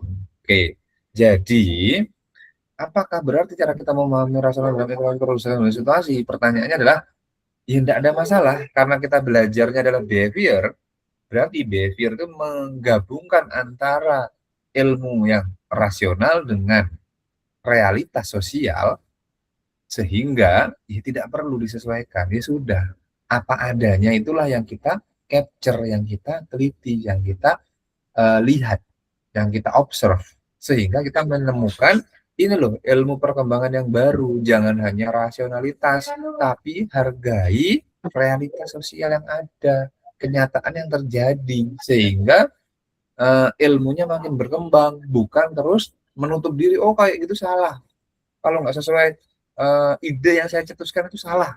Itu kan berarti kan kemunduran kemunduran dari sebuah perkembangan ilmu pengetahuan, karena menganggap realitas sosial tidak sesuai rasional. Itu yang bahaya. Oke, gitu ya. Pertanyaannya kemudian adalah, apakah semua aktivitas manusia itu bisa dimatematiskan? Dimatematiskan, saya bilang bisa, namun modelnya sangat kompleks. Contoh, apa iya sih pertumbuhan ekonomi itu hanya dipengaruhi oleh konsumsi, investasi, spending, government spending, ekspor dan impor? Yakin. Ada seorang pakar yang sangat matematis, itu mempertanyakan konsep ini. Beliau adalah Bapak Dumairi. Bukunya dipakai rujukan oleh fakultas kita dalam mata kuliah ekonomi dan bisnis. Di bukan di akhir hayat ya, di usianya yang tidak lagi muda, beliau itu kalau tidak salah alumni Belgia. Beliau malah mengemukakan kenapa spending rumah ibadah, spending hari keagamaan, spending Nataru, spending Idul Kurban, Hari Raya Islam, spending yang ada di Bali itu nggak masuk model. Padahal pengeluaran untuk hal itu kan besar, tidak bisa dipandang remeh. Aktivitas charity-nya Mark Zuckerberg, aktivitas charity-nya Bill Gates itu kan jumlahnya besar dan sangat membantu meringankan masalah ekonomi. Kenapa nggak dimasukkan model? Nah, beliau mengusung model namanya altruism sector. Perputaran dana karena belas kasihan. Lah, tadi model matematis itu kan berkembang dan tidak bisa mengcapture semua realitas sosial kemanusiaan yang ada. Itu Winley. Jadi apakah menurut saya pribadi ketika kita mempelajari behavior, ya harusnya rasional itu perlu disesuaikan dengan situasi. Perlu matematis itu disesuaikan dengan keadaan yang nyata. Gitu Winley.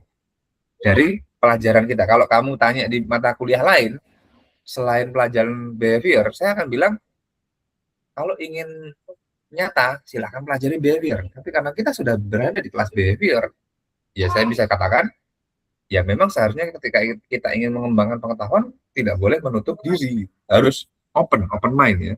Pikiran terbuka. Jadi harus melihat realita dan melihat perkembangan zaman. Gitu. Oke, itu ya Winley ya. Jadi rasionalitas itu menyederhanakan kompleksitas hidup manusia, apalagi kita di era yang serba terhubung. Mungkin zaman dahulu itulah yang bisa dicetuskan oleh manusia yang masih sederhana, beriring berkembangnya zaman ternyata terjadi hubungan-hubungan yang makin kompleks antar manusia sehingga model matematikanya juga makin dikembangkan dan modelnya menjadi makin lebih rumit ya.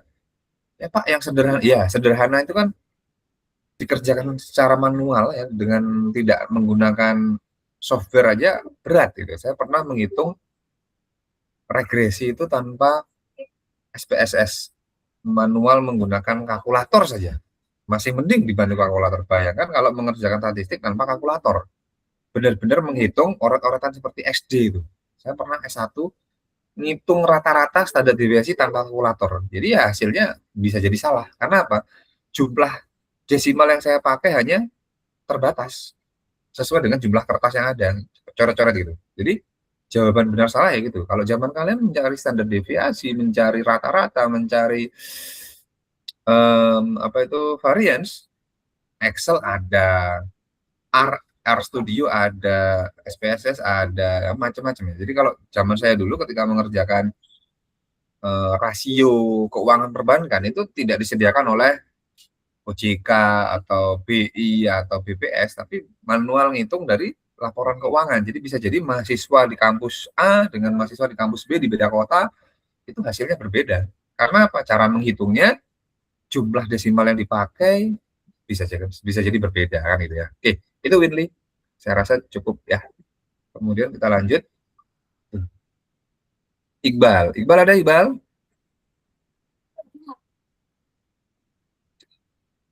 Oh, ada. Saya cek dulu. Iqbal. Mana? Iqbal? Ada nggak Iqbal nih? Oh, nggak ada respon. Oh, itu angkat tangan. Oke. Sebentar. Semoga kita cukup lah ya 5 hari ini selesai. Dalam kondisi apa menjadi pilihan terbaik? Oke. Heuristik ini bukan masalah pilihan mana yang lebih tepat ya Iqbal. Ini adalah heuristik itu ingin menunjukkan bahwasanya ternyata manusia itu berpikirnya tidak seperti asumsi rasional loh. Melainkan ada kalanya mereka mengambil tindakan-tindakan yang shortcut gitu. Nah, jadi tujuan ini bukan pilihan terbaik, tapi ini menunjukkan bahwasanya ini loh bukti bahwasanya rasionalitas seseorang itu tidak selalu benar. bahwasanya asumsi yang dibangun oleh para pakar itu terkadang ada salahnya. Apa salahnya? Heuristik. Heuristik adalah bentuk tindakan manusia yang tidak sesuai dengan asumsi rasional. Udah gitu aja. Jadi ini bukan benar atau salah, tapi ya ini kenyataan terjadi dan kita sadari bahwasanya ketika kita membaca heuristik atau temuan orang terhadap ini, kita berpikir, iya ya, kalau saya membeli itu tidak selalu seperti itu kok. Bisa jadi ambil keputusan secara spontan, mengambil keputusan tidak membanding-bandingkan. Walaupun mayoritas economic student atau pelajar atau mahasiswa di bidang ekonomi itu secara tidak langsung saya pribadi ketika itu terpengaruh oleh pelajaran yang saya baca. Pertanyaannya adalah, ketika kita melakukan riset, apakah semua mahasiswa yang kita temui, apakah semua objek penelitian dan subjek penelitian yang diminta untuk mengisi kuesioner itu belajar teori ekonomi? Kan enggak. Anggaplah kita di UB. FEB itu berbanding fakultas lain kan tidak 50%. Mungkin 10%-nya, mungkin 15%-nya berbanding satu universitas. Artinya berarti yang belajar ekonomi itu hanya sebagian kecil berbanding mahasiswa yang ada di UB. Itu contohnya. Di Malang, orang yang belajar fakultas ekonomi, fakultasnya cuma berapa? Di luar fakultas ada sekolah-sekolah. Berarti bisa jadi kita hanya 5% dari jumlah populasi yang ada di Malang yang mempelajari tentang ini. Sehingga ketika dilakukan riset, besar kemungkinan orang-orang itu tidak berperilaku seperti apa yang dipelajari dalam kelas-kelas bangku-bangku perkuliahan ilmu ekonomi. Nah, heuristik ini adalah temuannya. Ternyata manusia tidak seperti yang digambarkan para dosen dan mahasiswa ekonomi. Saya pribadi ketika saya membeli dulu memang membandingkan karena mau tidak mau terpengaruh oleh pelajaran yang dipelajari. Tapi ketika saya berinteraksi dengan orang tua, dengan orang lain yang tidak belajar ekonomi, benar juga heuristik ini.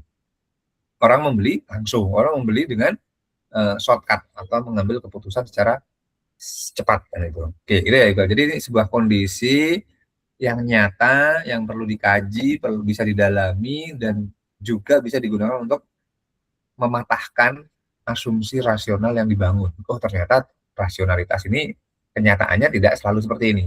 Jumlahnya barangkali hanya sekian persen dibanding keseluruhan. Gitu ya. Itu ya Iqbal ya, semoga cukup.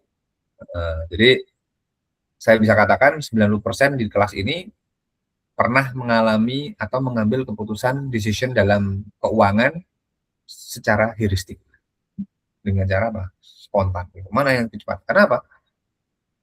Jujur saat online ini saya lebih rasional menurut perspektif rasionalitas ya. Karena apa? Mencari, membandingkan, oh saya hanya maunya merek ini gitu. Kalau ketemu di toko merek lain ya saya cari online. Jadi mencari alternatif. Misalkan ini saya pengen membeli buku. Datang ke toko buku nggak ada, tidak menemukan gitu.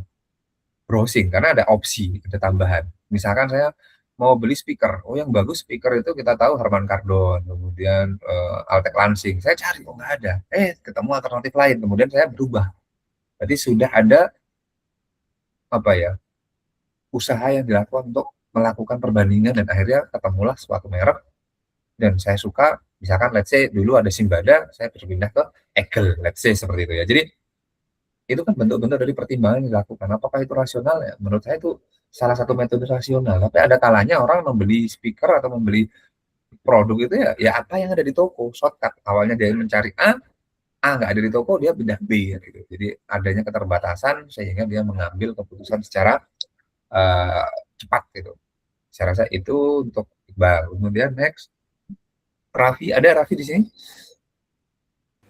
Hadir, Pak. Oke, familiarity. Pertanyaannya, oke, mengapa bisa terjadi lah? Ini justru ini kamu bisa lakukan riset ya. Kalau risetnya secara kuantitatif kurang, maka kamu bisa lakukan pendalaman melalui kualitatif. Sudah ada tokoh mengatakan familiarity bias itu mempengaruhi seseorang dalam melakukan tindakan keuangan atau keputusan keuangan. Maka ditanya, kenapa bisa terjadi? Nah, ketika kita bisa evaluasi, kita bisa banyak argumen yang kita bisa peroleh, maka itu memperkuat familiarity. oh, Mas, bahkan ada seorang influencer dan seorang pakar mengatakan, belilah saham yang Anda gunakan produknya. Ada itu. Di pelatihan pasar modal itu bilang gitu. Jadi kalau Anda menggunakan produk-produk Unilever misalkan, Mayora misalkan, apalagi ya, produk Procter & Gamble misalkan, Mayora, Temposan misalkan. Ketika Anda menggunakan produk itu dan Anda puas dengan produk itu, maka jangan lupa beli sahamnya. Ada yang bilang seperti itu. Berarti itu kan mendemonstrasikan atau memasarkan untuk, misalkan saya menggunakan produk Ace Hardware dulu ya. Saya puas nih, akhirnya saya beli. Berarti kan perilaku saya itu kan familiarity bias. Kenapa disebut bias? Karena menurut ilmu effective market hypothesis atau yang menganggap dirinya rasional, perilaku saya tidak rasional gitu. Jadi hal-hal seperti itu terjadi di masyarakat, namun dari perspektif keilmuan tradisional finance dianggap sebagai sebuah bias. Lah, apakah bias ini salah? Tidak sepenuhnya. Buktinya apa? Banyak, tidak sedikit ya, para pejabat di OJK itu mengatakan ketika Anda menggunakan produk itu dan kok silahkan dibeli sahamnya biar tidak hanya menjadi konsumen tapi bisa menjadi stakeholder, kan shareholder. Dan saya sepakat dengan hal itu. Jadi beberapa saham yang saya beli itu saya sudah kenal. Misalnya saya beli Java ya, Java Food. Saya tahu, oh saya konsumen dari Bestmeat. Saya pakai Bestmeat, Bestmeat menggunakan standar halal, kemudian prosesnya baik, saya kenal, sehingga oke, saya cari sahamnya Java. Walaupun saya tidak makan produk sosisnya, tapi saya, ternyata Java punya, selain makan juga punya, dan saya juga baru tahu ternyata Java itu walaupun masuk saham syariah, ternyata menurut penuturan mahasiswa saya yang kerja di Java, ada Pak makan babi. Saya mikir-mikir juga, tapi produksi pakan babi kan nggak apa-apa ya, kan halal juga, tapi ya mensuplai makanan yang diharapkan umat Islam, tapi dia punya pakan babi, produk pakan babi. Tuh, itu saya langsung, akhirnya yang awalnya familiarity menjadi, loh, kok gitu ya? Nah, saya masih mempertimbangkan untuk apakah saya jual apa tidak, gitu. Contoh gitu ya. Jadi seperti itu, misalkan dulu pengguna produk Unilever, kemudian ada isu Unilever produk yang afiliasi dengan Israel kemanusiaan itu tidak baik, itu saya mikir juga, waduh, saya familiar, saya pengguna produk itu, saya menggunakan itu untuk bumbu-bumbu dan perlengkapan rumah tangga misalnya. Nah itu juga sama, akhirnya familiarity-nya di ketahuan. Jadi mengapa hal ini bisa terjadi? Bisa dijawab secara konkret ketika dilakukan pendalaman riset menggunakan metode wawancara atau deep interview. Karena apa? Ya kita mau tidak mau kan pasti akan terpengaruh ya tentang familiarity ini. Contohnya gini, kenapa kalian milih kuliah di UB misalnya? Misalkan kalian tidak kenal semua kampus, pasti kalian akan berusaha mencari informasi. Semakin kalian menggali informasi, maka semakin familiar lah dengan informasi itu. Semakin familiar, semakin yakin dengan pilihannya kan gitu. Jadi banyak usaha kita itu malah mendorong kita untuk makin mengenal. Contoh, nanti kalau kalian mencari pasangan, antara yang tidak kenal dengan yang sudah lebih kenal, pasti kalian lebih memilih yang sudah kenal. Kalau belum kenal tapi senang gimana? Ya kalian berusaha mencari informasi supaya lebih familiar kan gitu. Sehingga bias familiar ini adalah bukti bahwasanya masyarakat itu ternyata lebih memilih produk yang dia kenali, yang dia sudah biasa berinteraksi dibanding membeli saham atau produk yang dia belum kenali sama sekali, meskipun keuntungannya lebih gitu. Contoh. Jadi saya merasa lebih yakin, sering dengar namanya dibanding misalnya yang tidak familiar, padahal yang tidak familiar ya karena memang berarti asumsi keuntungan tinggi tadi tidak menjadikan seseorang mahasiswa tadi untuk mencari keuntungan, tapi bisa jadi karena dia lebih kenal. Contoh, yang lebih menguntungkan itu kan, let's say Indofood. Tapi kenapa Anda tidak beli Indofood? Ya, saya tidak terlalu kenal dengan Indofood.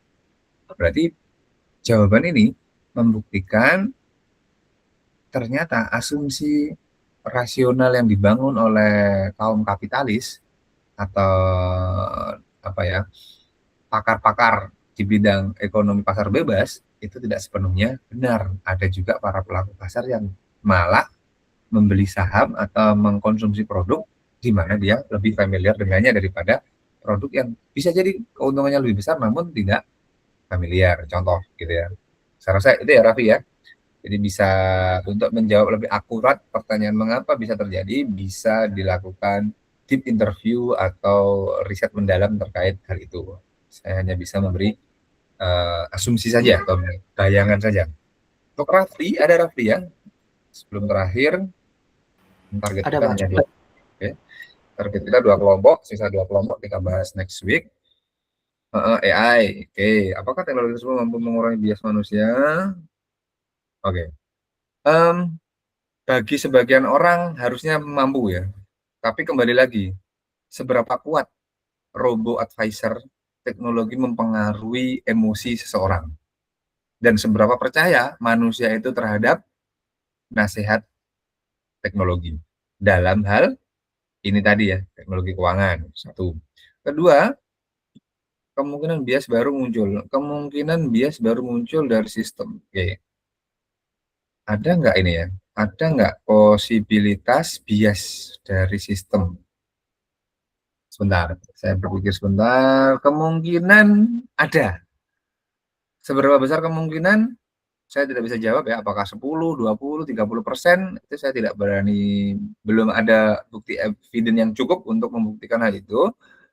Kemungkinan bias baru yang akan muncul dari sistem adalah overthinking, itu pasti. Karena banyaknya informasi yang tersedia dan kekuatan otak kita dalam menerima informasi itu, kemungkinan ada bias yang baru. Contohnya adalah ada pernah dibahas oleh Bapak Renal Kasali, itu tentang disruption era. Era di mana banyak informasi yang simpang siur. Era di mana banyaknya informasi malah membuat manusia itu gelisah. Contohnya, saya pernah share atau belum ya?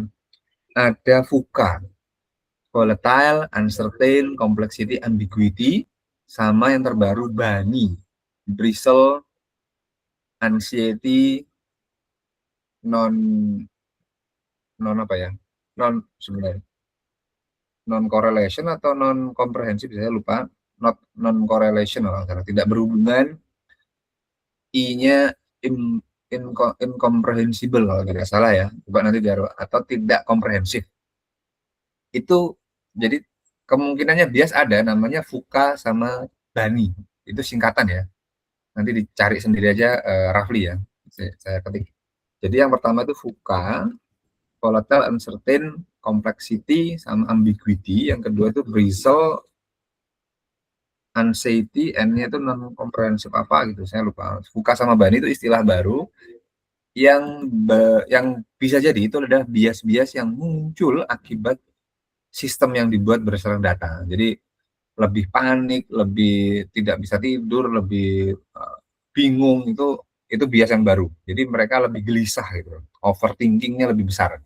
Dan itu terjadi di era kalian atau di generasi kalian, karena kalian kalau tidak salah generasi yang langsung ketemu dengan teknologi. Kalau saya kan masih mengalami teknologi jadul. Jadi ya kalau saya ingin tidak pusing ya, saya akan detox digital. Artinya tidak pegang HP seharian, tidak berinteraksi sosial media. Kenapa? Saya dulu pernah mengalami fase itu. Jadi ketika kalian hidup di zaman era digital, kayaknya akan sangat sulit untuk detox itu. Karena apa? Belum pernah merasakan era di mana tidak berkoneksi dengan sosial media. Jadi beda ya. Kemudian itu ya, jadi ada kemungkinannya. Jadi semakin panik gitu sepertinya ada. Semakin tidak tenang, nah itu ya, semakin gelisah, semakin gitu ya, Rafli ya. Bisa mengurangi bagi orang-orang yang mungkin bukan IQ ya, bisa mengelola emosinya lah. Tapi kalau di generasi kalian malah justru yang kedua ini kemungkinan saya ya, karena kalian hidup di era yang berbeda dengan kami yang generasi milenial. Tapi ada juga yang sebaliknya juga. Oke, itu ya. Bias ini bisa dikurangi. Kalau menurut saya sih apa ya? ketika bias itu adalah realitas yang tidak merugikan dan justru menggambarkan sebuah fenomena unik, saya rasa nggak perlu dihilangkan. Tapi kalau memang bias tadi merugikan seseorang, ya itu perlu dipelajari atau perlu dimitigasi. Oke, terakhir Miss Van. Ada ya Miss Van? Kalau tidak ada, dengarkan rekamannya. Oke. Jika semua keputusan pertanyaannya ternyata bukti-bukti malah menunjukkan teori-teori klasik akhir-akhir ini itu tidak seperti yang teori klasik. Pasar keuangan yang digambarkan oleh teori klasik, semakin berkembangnya zaman, semakin menuju dunia modern, itu justru banyak ketidaksamaan dengan apa yang digambarkan oleh mereka. Itu nih kesimpulannya. Mungkin di awal-awal dulu sesuai, di eranya dulu, di abad-abad awal mungkin sesuai. Karena apa? Faktornya tidak banyak yang mempengaruhi.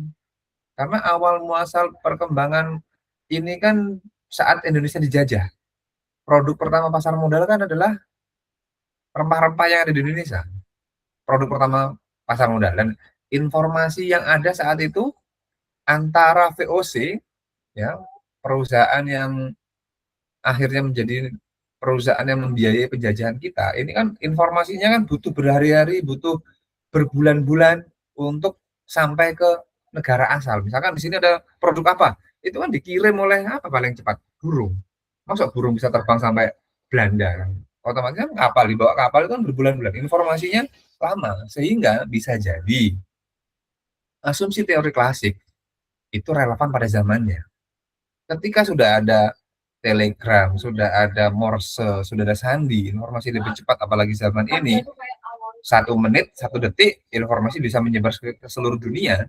Saya rasa asumsi-asumsi yang lama itu perlu diperbarui. Karena apa? Pasar keuangan ternyata mengalami evolusi, mengalami perubahan. Jadi, terus kemudian di era terbaru di akhir abad 20 ditemukan sebuah temuan, ternyata ada hal-hal yang mempengaruhi di luar asumsi yang dibangun atau dibahasakan dengan ya ini tadi familiarity, heuristik, itu kan bukti bahwasanya temuan ini tuh dinamakan apa ya? Oh, ternyata shortcut ini dinamakan heuristik. Yang tidak sesuai dikarenakan bias. Dan itu kan baru ditemukan di akhir abad 20. Karena kita berada di abad 21. Kita abad 21 awal lah ya. Jadi di akhir abad 20 itu mulai dikembangkan. Saya kan juga baru lahir, jadi pas membaca teori ini, wah pas saya lahir banyak perkembangan ya, banyak pakar-pakar yang menemukan keunikan perilaku pasar. Gitu nih Swan. Sehingga apakah pasar benar-benar bisa efisien? Kalau sesuai ini saya rasa sudah tidak lagi, karena kita sudah tidak di era yang klasik. Kalau zaman dahulu, dugaan saya bisa. Karena apa? Keterbatasan informasi dan tidak semua orang mendapat informasi yang sama. Itu ya, Rizwan. Saya rasa kita cukupkan untuk pertemuan hari ini dan terima kasih. Jika ada pertanyaan, silahkan disampaikan. Jika tidak ada, kita cukupkan dan kita lanjut di pertemuan kemudian untuk kelompok 7 dan 8 ya pembahasannya berarti. Benar ya, Fiora ya? Iya, Pak. Oke, kita akhiri dan ini nanti recordingnya akan seperti biasa akan saya upload bagi yang terkendala jaringan atau tidak hadir, tapi bisa bisa disimak kembali. Semoga menjadi pembelajaran bersama dan apa yang kita pelajari hari ini semoga menambah wawasan kita dalam bidang behavioral finance. Akhirul kalam, saya cukupkan sampai di sini. Mohon maaf bila taufiq wal hidayah. Assalamualaikum warahmatullahi wabarakatuh. Selamat siang semuanya. Waalaikumsalam, selamat siang Pak. Waalaikumsalam warahmatullahi wabarakatuh.